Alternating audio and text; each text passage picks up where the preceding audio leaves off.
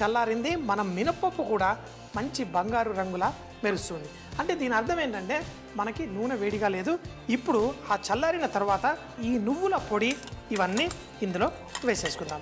మన నువ్వులు, మనం చేసుకున్న సోఫు ఇవన్నీ మంచి సువాసన దీంట్లోకి వచ్చేస్తుంది. ఇప్పుడు దీంట్లో మన కారపొడి కూడా వేసుకుందాం. ఇవన్నీ వేసి ఈ కాలీఫ్లవరు, మన మామిడికాయ దీంట్లో నుంచి మనకి ఆ తేమ కూడా బయటకు వచ్చింది. ఇప్పుడు దీన్ని అంటే కొంచెం గోరువెచ్చగా ఉంది, ఈ మాత్రం వెచ్చగా ఉన్నదాన్ని మనం వేసేసుకోవచ్చు. దీన్ని ఇందులో వేసేసుకొని ఈ కారము, ఈ మసాలా అంతా దీంట్లో వేసేసుకుందాం.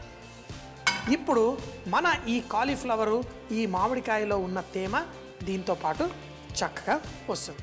పచ్చడి రెడీ అయిపోతుంది. దీంట్లో ఆ నూనె ఇదంతా చక్కగా పీల్చుకున్న తర్వాత మళ్ళీ మనకి కొంచెం బయటకు వస్తుంది. ఇందులో కూడా మనకి కావలసినంత ఉప్పు, కానీ ఆ ఉప్పు మనకి సరిపడా వేసుకోండి, ఎక్కువగా మాత్రం వేయకండి. ఎందుకంటే మరుసటి రోజు మీకు తెలుస్తుంది, ఒకవేళ మీరు కొంచెం మరింత అవసరమా యాడ్ చేసుకోవాలా. కళ్ళుప్పు అందులో కరుపుతూ మనకి మంచి టేస్ట్ మరుసటి రోజు కల్లా తీసుకొస్తుంది.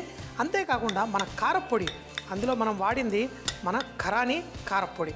ఆ కరాని కారం కూడా మనకి మంచి రంగుని స్లోగా వదులుతూ మంచిగా తీసుకొస్తుంది. ఆ నూనెలో ఆ మంచి సువాసన అందిస్తూ పర్ఫెక్ట్గా రెడీ ఉంది.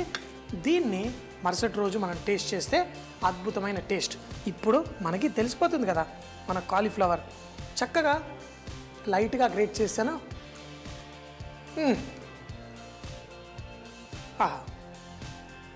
నువ్వులు అన్నీ కలిపి ఒక మంచి రుచి వచ్చేసింది. నాకేముందంటే ఎప్పుడైనా కానీ ఇలాంటి పచ్చళ్ళు చేసుకున్న వెంటనే కొంచెం వేడి అన్నం కొంచెం కలుపుకొని తింటేనే దాని మజా. సో మరి కలిపేసుకొని తినేద్దామా? నేను హోటల్లో పనిచేసేటప్పుడు నన్నందరూ సరదాగా పెరుగు పిచ్చోడు అనేవాళ్ళు. ఎందుకంటే పెరుగు చక్కగా వేసుకొని ఫుల్గా ఎంజాయ్ చేసేస్తాను.